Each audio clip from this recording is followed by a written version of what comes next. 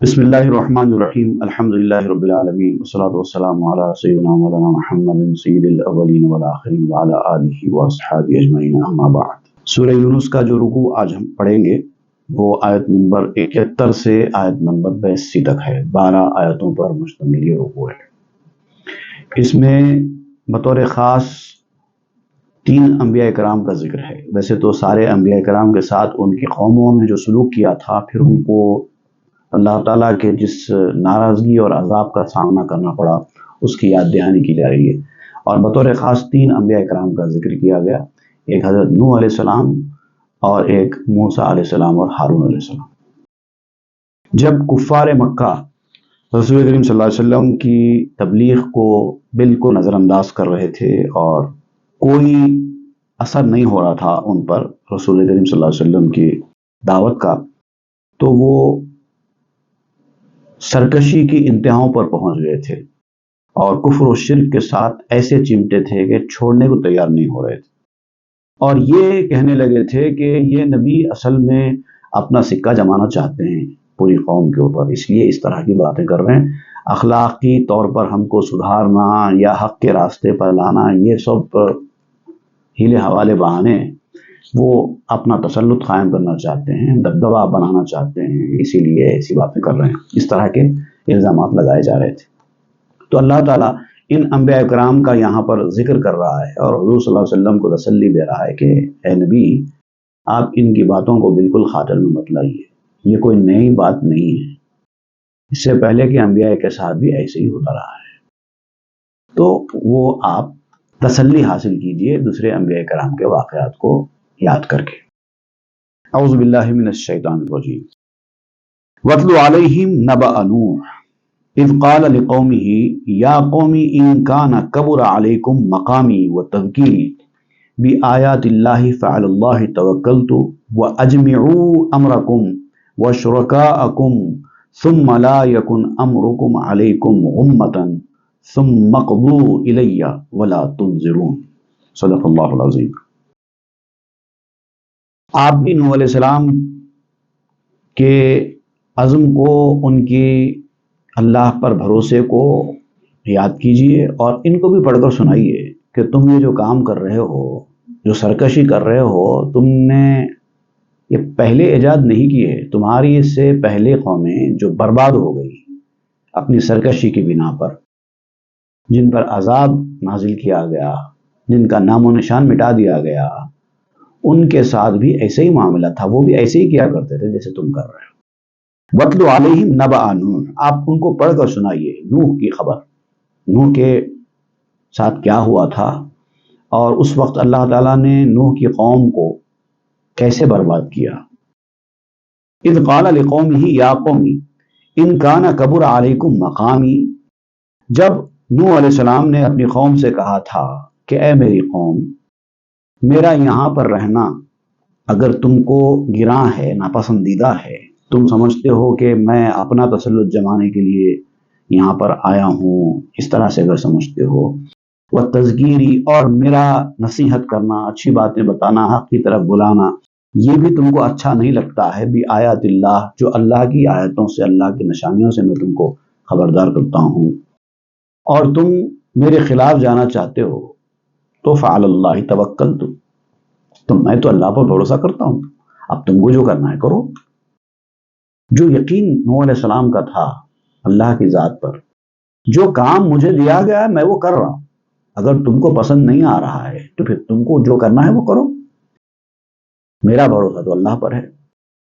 فَأَجْمِعُوا أَمْرَكُمْ وَشُرَكَاءَكُمْ، تو ایک کام کرو، اگر میرے خلاف کوئی سازش کرنا چاہتے ہو تو ایسا اکیلے اکیلے سازش مت کرو، پورے مل کے بیٹھو، بیٹھ کے آپس میں مشورہ کر کے اپنے جتنے شریک ہیں تمہارے ان سب کو بلا لو، بلا کے کوئی اچھی سالڈ پلاننگ کرو میرے خلاف، دیکھیں کہ کیا ہوتا ہے۔ ثم لا یکن امرکم علیکم غمہ، ایسا نہ ہو کہ تمہارا فیصلہ تمہارے اوپر ہی مخفی رہ جائے، کیا پلاننگ ہو رہی ہے تم کو ہی خبر نہ ہو، تم میں سے بہت سارے لوگ جانے ارے ہم کو تو نہیں معلوم تھا، سب کو اطلاع دو پلاننگ کی، سب مل کے پلان کرو، میرے خلاف جو سازشیں کرنا چاہتے ہو کرو، ثم اقضوا الیہ، پھر جو کرنا ہے کرو میرے خلاف، جو سازش کرنا ہے کرو۔ ولا تنظرون، اور اس سازش کرنے میں تمہارا پلان سیٹ ہو جانے کے بعد مجھے ذرا برابر بھی مہلت مت دو، حملہ کرو شدت کے ساتھ میرے اوپر۔ اگر ایک جملہ پہلے بول دیا فعلی اللہ توکلت، میں تو اللہ پہ بھروسہ کرتا ہوں۔ اب جو ایسا بھروسہ کرنے والا ہے، تمہاری پوری قوم تمہارے ساتھ آبا و اجداد کی پشتیں بھی آ کر میرا نقصان نہیں پہنچا سکتی۔ یہ یقین جو نوح علیہ السلام کا تھا وہ یہاں پر بتایا جا رہا ہے کہ نوح کا تو یہ معاملہ تھا، جب وہ نہیں ڈرے تو یہ رسول کہاں سے ڈریں گے؟ فَإِن تَوَلَّيْتُمْ فَمَا سَأَلْتُكُمْ مِنْ أَجْرٍ، اگر اس کے بعد بھی اگر وہ منہ موڑے اور یہی بات کہنے لگے کہ تم تسلط جمانا چاہتے ہو، تم یہ حاصل کرنا چاہتے ہو، تم اقتدار لینا چاہتے ہو، اس طرح کی باتیں اگر ان کے ذہن میں آئیں تو آپ ان سے کہیے مجھے تم سے کچھ چاہیے ہی نہیں، تم کیا سمجھتے ہو تم مجھے کچھ دو گے؟ دنیا کمانے کے لیے تمہیں آیا ہی نہیں ہوں، اور جو کچھ تم دو گے تو دنیا کا ہی دو گے، وہ تو مجھے چاہیے ہی نہیں، تم کیا اجر دو گے؟ ان اجریہ الا علی اللہ، میرا اجر تو اللہ کے پاس ہے، مجھے جو چاہیے وہ تو دنیا میں ہے ہی نہیں، مجھے جو چاہیے وہ تو اللہ کے پاس ہے، وہ اللہ دے گا۔ وہ امرت ان اکون من المسلمین، میں تو اس دنیا میں رہنے کو پسند نہیں کرتا، لیکن کیا کروں، مجھے حکم دیا گیا ہے کہ میں مسلمانوں سے ہو جاؤں، اسلام لانے والا ہو جاؤں، تسلیم و رضا والا ہو جاؤں، اس لیے میں تسلیم و رضا والا ہوں۔ اگر تم کچھ میرا نقصان کرتے ہو اور اس سے میرا نقصان ہو بھی جاتا ہے تب بھی مجھے کوئی پریشانی نہیں ہے، ہو سکتا اللہ تعالیٰ یہی چاہتا ہوگا، اس لیے میں اس کو بھی قبول کر لیتا ہوں۔ یہ مت سمجھو کہ میں کمزور ہو گیا ہے، تمہارے نقصان پہنچانے سے میرا نقصان ہو گیا، ایسا ہو ہی نہیں سکتا۔ اللہ کی مرضی کے بغیر میرا کچھ نقصان ہو ہی نہیں سکتا، اور اگر تم کچھ نقصان پہنچاؤ اور ظاہری طور پر میرا کچھ نقصان ہو بھی جائے تو میں تو اس کو بھی قبول کروں گا، کیونکہ میں جانتا ہوں کہ وہ اللہ کی طرف سے ہو رہا ہے۔ یہی تو حکم دیا گیا ہے ایمان والوں کو، اب میں تو اپنا کام کرتا رہوں گا۔ فَكَذَّبُوا، تو اس قوم نے نوح علیہ السلام کی اتنی لاجیکل بات کے باوجود، ایمان، صداقت، توکل، یہ ساری کوالٹیز کے باوجود ان کو جھٹلایا، بالکل ماننے کو تیاری نہیں ہوئے، ضد اور سرکشی اور ہٹ دھرمی کا مظاہرہ کیا، تو اللہ تعالیٰ نے ان کے اوپر عذاب نازل کیا، شدید عذاب آیا۔ فَنَجَّيْنَاهُ، مگر ہم نے کیا کہ اللہ تعالیٰ فرماتا ہے کہ ہم نے نوح کو اس عذاب سے محفوظ رکھا، نجات دے دی۔ وَمَن مَّعَهُ فِي الْفُلْكِ، اور جو کوئی ان کے ساتھ تھے کشتی میں، ان سب کو بچا لیا۔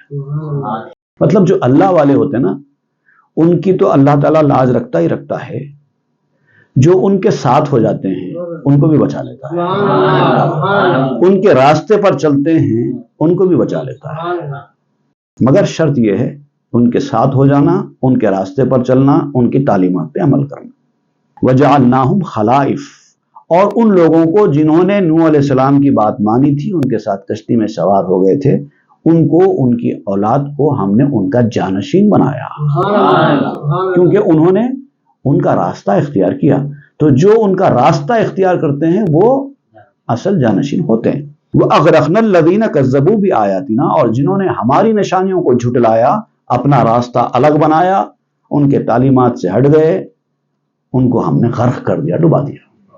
فَانظُرْ كَيْفَ كَانَ عَاقِبَةُ الْمُنذَرِينَ، پھر دیکھو ایسے لوگ جن کو ڈرایا گیا پہلے کا پہلے عذاب سے، اس کے بعد بھی وہ لوگ نہ مانے تو ان کا کیا حشر ہوا، دیکھو۔ ثم بعثنا من بعده رسلا الى قومهم، پھر نوح کے بعد بھی ہم نے ان کی اولاد میں آگے بہت سارے رسول بھیجے، اپنی اپنی قوم کی طرف رسول آئے، انہوں نے سب نے یہی تعلیم دی سب کو، جتنے انبیاء کرام رسول آئے دنیا میں سب کی تعلیم تو وہی رہی ہے، کوئی نئی تعلیم لے کر کوئی نہیں آیا۔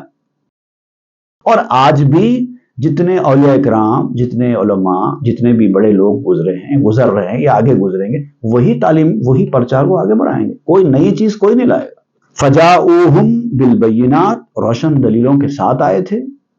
اللہ کے نیک بندے جب آتے ہیں دنیا میں اور اپنا کام جاری رکھتے ہیں، ایک مقصد لے کر آگے بڑھتے ہیں، تو اللہ تعالیٰ لوگوں کو ان سے رجوع کرنے کے لیے کچھ ایسی نشانیاں دیتا ہے، ان کے ساتھ ہوتی ہیں کہ جو نشانی دیکھتا ہے وہی ان سے رجوع ہوتا ہے اور فیضیاب ہوتا ہے۔ جو ان نشانیوں کو نشانی نہیں مانتا، کوئی اتفاق کہے یا کوئی جادو کہے، وہ کبھی فیضیاب نہیں ہوتا۔ فما کانوا لیؤمنوا بما کذبوا به من قبل، تو وہ ایسے تھے ہی نہیں، ان کے مزاج ہی ایسے نہیں تھے کہ وہ اس پہ ایمان لاتے۔ یعنی اللہ تعالیٰ نے اس قدر گمراہی کی مہر ان کے اوپر لگائی ہوئی تھی کہ یہ نشانیاں ان کو نظر ہی نہیں آ رہی تھی۔ ان کی آنکھوں کے سامنے نشانیاں تھیں لیکن دکھائی نہیں دے رہی تھی۔ ہیلے بہانے کرتے، نشانی ان کے سامنے دکھائی جاتی، اس کا نام رکھ دیتے کچھ بھی اور جھٹلا دیتے تھے۔ تو ایسے لوگ پہلے بھی گزرے ہیں، اس طرح کے جھٹلانے والے۔ کذالک نطبع علی قلوب المعتدین، جو سرکش قسم کے لوگ ہوتے ہیں نا، ضدی اور ہٹ دھرمی والے، اللہ تعالیٰ ان کے دلوں کے اوپر ایسی مہر لگا دیتا ہے ان کی سرکشی کی وجہ سے کہ ان کو یہ چیزیں دکھائی ہی نہیں دیتی۔ ثم بعثنا من بعدهم موسیٰ و ہارون الی فرعون و ملئہ، پھر اس کے بعد ان رسولوں کے بعد پھر ہم نے فرعون اور اس کی قوم کی طرف، اس کے درباریوں کی طرف موسیٰ اور ہارون کو بھیجا ہدایت کے لیے۔ بھی آیاتنا، ان کو بھی ہم نے نشانیاں دی تھی، وہ بھی ہماری نشانیاں لے کر فرعون اور اس کے درباریوں کی طرف آئے تھے۔ فاستکبروا، سب کچھ دیکھنے کے بعد بھی انہوں نے غرور اور تکبر کیا۔ کیوں مانے؟ ہم نہیں مانتے ہم۔ وَكَانُوا قَوْمًا مُجْرِمِينَ، اور پھر وہ مجرم قوم میں سے ہو گئے۔ فَلَمَّا جَاءَهُمُ الْحَقُّ مِنْ عِنْدِنَا، اور پھر ہمارے پاس سے جو حق آیا ان کے سامنے آیت کے طور پر، نشانی کے طور پر، اب جب ثابت ہو گیا کہ یہی حق ہے، اب تو ان کو مان لینا چاہیے تھا نا۔ موسیٰ علیہ السلام نے ایسی بڑی کرامت، ایسا بڑا معجزہ دکھا دیا تھا ان کے سامنے، ید بیضا کا معجزہ تھا اور اژدہا بننے والا عصا کا معجزہ تھا، ایسے بڑے بڑے معجزے دکھائے تھے، یہ بھی اللہ تعالیٰ کی جانب سے نشانیاں تھیں۔ قالوا ان ھذا لسحر مبین، تو انہوں نے صاف کہہ دیا کہ یہ کھلا جادو ہے اور کچھ نہیں۔ نشانیاں دیکھ رہے ہیں اپنی آنکھوں سے، حیرت انگیز، اس کے بعد بھی ان کی سرکشی ان کو یہ کہنے پر مجبور کر رہی ہے کہ یہ تو جادو ہے، نظر بندی ہے۔ قال موسیٰ اتقولون للحق لما جاءہم، موسیٰ علیہ السلام نے ان سے کہا کہ اے عقل کے اندھو، بے وقوفو، ایک حق تمہارے پاس آتا ہے اور تم کہتے ہو کہ وہ حق نہیں ہے، جادو ہے۔ کیا ہو گیا ہے تمہارے کو؟ عقل کہاں گھاس چرنے گئی ہے تمہاری؟ کیوں سمجھ میں نہیں آتا؟ السحر ھذا، یہ جادو ایسا ہوتا ہے؟ تم کو پتا بھی ہے کہ جادو ہوتا کیا ہے، اس کے لیمیٹیشنز کیا ہوتے ہیں، جادوگر انسان جادو میں کیا کیا دکھا سکتا ہے، کیا کیا نہیں دکھا سکتا ہے، کچھ لمٹس، کچھ باؤنڈریز تو ہوتے نا جادو کے۔ جادوگروں سے پوچھو، اگر تم کو سمجھ میں نہیں آتا ہے تو جادوگر بتائیں گے جادوگر کیا کیا کر سکتا ہے، کیا کیا نہیں کر سکتا۔ میں جو کچھ دکھا رہا وہ جادو ہوتا ہے؟ ایسا ہوتا ہے جادو؟ ولا یفلح الساحرون، ہم تو اس بات پر یقین رکھتے ہیں، ہم کو تو یہ تعلیم دی گئی ہے کہ جادوگر کبھی اپنے کام میں کامیاب ہوتے ہی نہیں ہیں۔ ہم کو تو جادو سے منع کیا گیا، ہم تو لوگوں کو جادو سے منع کرتے ہیں، اور تم کہے ہو کہ ہم جادو کر رہے ہیں۔ قالوا اجئتنا لتلفتنا عما وجدنا علیہ آباءنا، اور جب موسیٰ علیہ السلام کی لاجیکل دلیل کا ان کے پاس کوئی صحیح جواب نہیں تھا، اب مجبور ہو گئے، ہر چیز ان کے خلاف جا رہی نا، سب چیز موسیٰ علیہ السلام کے فیور میں ہے، لیکن ماننا نہیں ہے، کسی قیمت پہ ایمان لانا نہیں ہے، موسیٰ علیہ السلام کو ماننا نہیں ہے۔ تو اب انہوں نے ایک نئی بات کی کہ دیکھو ہمارا مسئلہ یہ ہے کہ یہ سب بحثوں میں ہم نہیں الجھنا چاہتے، ہم کو اتنا معلوم ہے کہ ہمارے باپ دادا پردادا کئی پشتوں سے اسی دین پر رہے، اب آپ آ کے بیچ اگر ہم کو کہتے ہیں کہ یہ دین باطل ہے، حق دین یہ ہے، ہم کیسے چھوڑ کے آ جائیں؟ برسوں سے، صدیوں سے جس دین پر، جس راستے پر ہم چلتے رہے، آپ کہتے ہیں کہ ہم چھوڑ کر آپ کے ساتھ آ جائیں؟ ایسے کیسے ہو سکتا؟ ہم نے اپنی آنکھوں سے باپ دادا کو یہ سب کرتے ہوئے دیکھا ہے، ہم بھی انہی کی اولاد ہیں، انہی کے راستے پر چلیں گے۔ مطلب یہاں پر یہ بھی بات بیان کی جا رہی ہے کہ اگر برائی باپ دادا سے چلتی آ رہی ہے تب بھی آپ یہ وجہ بنا کر کے ہمارے باپ دادا نے ایسا کیا ہے، آپ برائی اختیار نہیں کر سکتے، چھوڑنا ہوگا۔ بھلے ہی آپ کے باپ دادا نے کوئی برا کام کیا ہو، اگر کام برا ہے تو آپ کو چھوڑنا ہوگا۔ باپ دادا جو پریشان ہیں، آپ کو پتا نہیں ہے، آپ بھی ہونا چاہتے ہیں تو پھر چلو ان کے راستے پر۔ غلط بہرحال غلط ہوتا ہے، تو یہ کوئی ہیلا، یہ کوئی ریزن نہیں ہے کہ ہم نے باپ دادا کو ایسا کرتے ہوئے دیکھا ہے، برسوں سے ہمارے گھر میں ایسی چلتا آ رہا ہے اسی لیے ہم کر رہے ہیں، یہ کوئی جواب نہیں ہے۔ غلط چل رہا ہے تو ختم کرو۔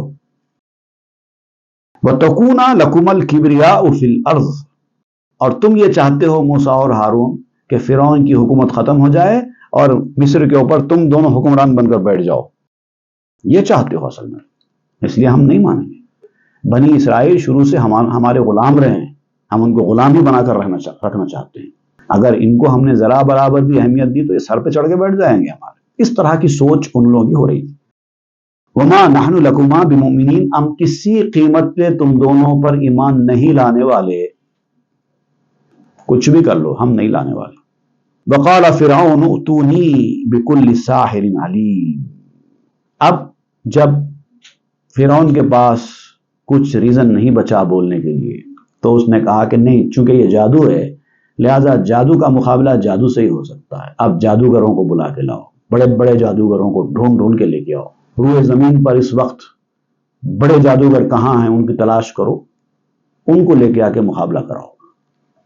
فلما جاء السحرة قال لهم موسى القوا ما انتم ملقون، جب جادوگر آ گئے تو موسیٰ علیہ السلام نے جادوگروں سے کہا کیا ڈالنے والے ہو، ڈالو۔ بڑی شان سے اکڑ کر آ رہے ہو نا، جادو کا اثر دکھا دیں گے، دکھاؤ، لاؤ، ڈالو، سامنے لاؤ، پتہ چلے گا کون جادوگر ہے کون نہیں ہے۔ فلما القوا، اور جب انہوں نے ڈال دیا، قال موسیٰ علیہ السلام نے ان سے فرمایا ما جئتم به السحر، کہ تمہیں پتا ہے جو تم لائے ہو یہاں ڈال رہے ہو یہی تو اصل جادو ہے، جادو اس کو کہتے ہیں۔ میرے پاس جو ہے وہ جادو نہیں ہے، تم جو لا کر سامنے ڈال رہے ہو نا، جو کچھ بن رہا ہے نا وہ جادو ہے۔ فرق سمجھایا لوگوں کو، تم مجھ پر جادوگر ہونے کا الزام لگا رہے ہو نا، میں بھی ڈالتا ہوں اور اس آدمی کو بھی جو جادوگر ہے اس کو بھی ڈالنے دو، دونوں کے درمیان جو فرق ہے وہ سمجھ میں آ جائے گا کہ کون سا جادو ہے اور کون سا نہیں ہے۔ اس کو کہتے ہیں جادو۔ اب دیکھو میں ڈالتا ہوں، اب کیا ہوتا ہے، میرا جو معجزہ ہے وہ جب کام کرے گا جادو کہاں ٹھیکے گا اس کے سامنے۔ ان اللہ سیبطلہ، اور اللہ تعالیٰ معجزے کے سامنے جادو کو باقی نہیں رکھتا، ملیا میٹ کر دے گا۔ ان اللہ لا یصلح عمل المفسدین، جو فساد پھیلانے والے لوگ ہوتے ہیں، شریر قسم کے لوگ ہوتے ہیں، اندر سے بدماش ہوتے ہیں نا مزاج میں، ایسے لوگوں کی بھلائی اللہ تعالیٰ چاہتا ہی نہیں، ان کو ہدایت کے راستے پہ آنے نہیں دیتا۔ انسان کا اگر باطن اچھا ہے نا، بھلے وہ غلط راستے پہ کتنا چلے جائے، کبھی نہ کبھی اس کو ہدایت کا راستہ مل ہی جاتا ہے۔ اللہ تعالیٰ برائیوں سے اس کو بچا لیتا ہے، کیونکہ اندر کا اچھا ہے، باہر سے خراب ہو گیا ہے۔ لیکن جس کا اندر ہی خراب ہے اس کو باہر سے بھی درست ہونے کا کوئی راستہ نہیں ملتا۔ اسی لیے گناہ اتنا برا نہیں ہے، سرکشی اس سے زیادہ بری ہے، اس سے بچنا چاہیے۔ گناہ سے زیادہ ضروری ہے سرکشی سے بچیں، ضد اور ہٹ دھرمی سے بچیں۔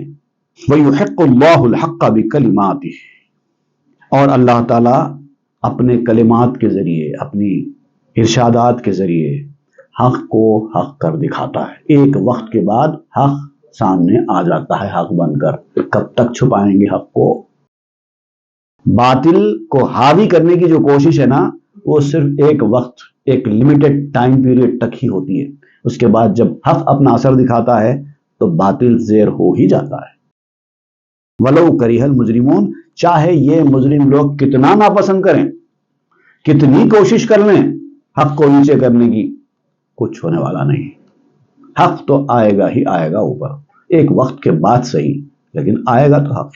صدق اللہ العظیم وصدق رسول النبی الامین الکریم ونحن علی ذلک من الشاہدین والشاکرین، آمین والحمد للہ رب العالمین۔